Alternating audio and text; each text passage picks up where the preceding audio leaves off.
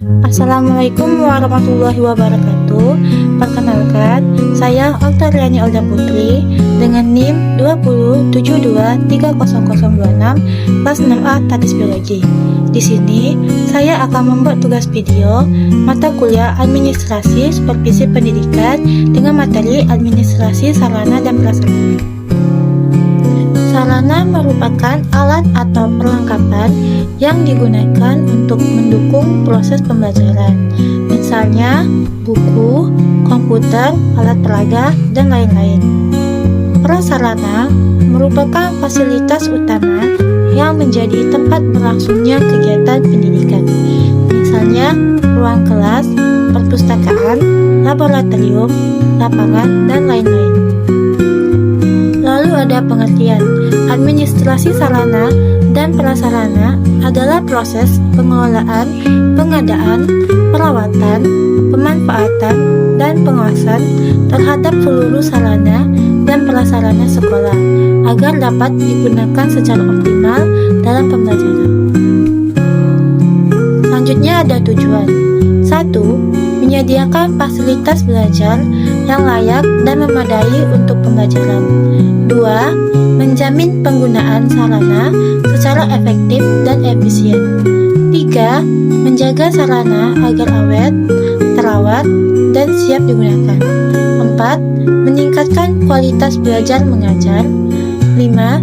Menciptakan lingkungan sekolah yang aman, bersih, dan kondusif. Selanjutnya ada ruang lingkup. Pertama, perencanaan sarana dan prasarana. Kedua, pengadaan barang. 3. Inventarisasi. 4. Penyimpanan dan distribusi.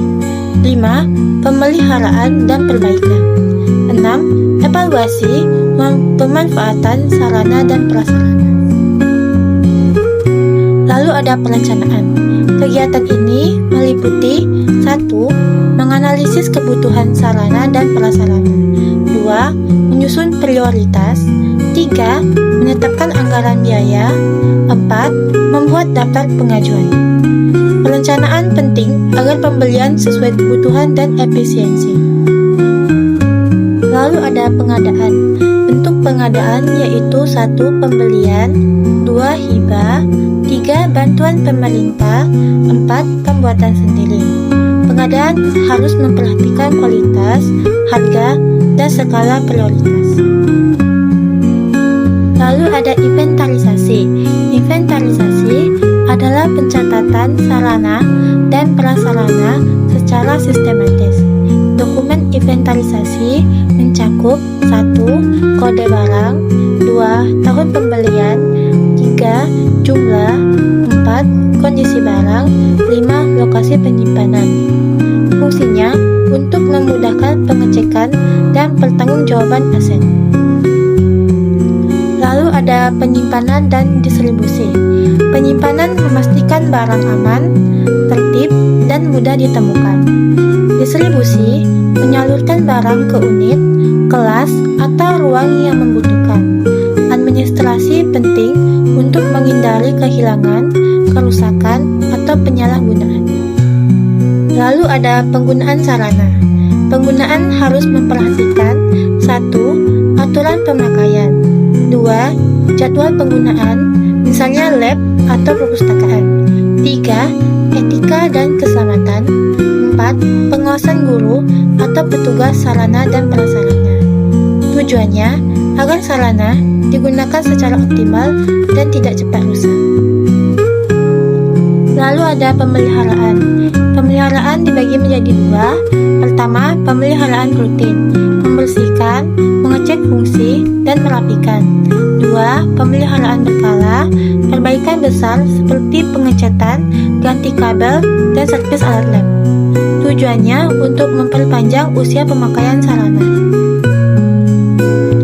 Lalu ada pembuangan, dilakukan untuk sarana yang pertama rusak berat, 2. Tidak ekonomis diperbaiki, 3. Tidak sesuai kebutuhan lagi. Pembuangan harus melalui prosedur administrasi dan persetujuan pimpinan sekolah. Lalu ada evaluasi sarana dan prasarana. Evaluasi dilakukan untuk mengetahui pertama, efektivitas penggunaan sarana, 2. Kesesuaian dengan kebutuhan pembelajaran, 3. Kualitas pemeliharaan. Hasil evaluasi akan digunakan untuk perbaikan perencanaan berikutnya. Lalu ada contoh dari sarana dan prasarana.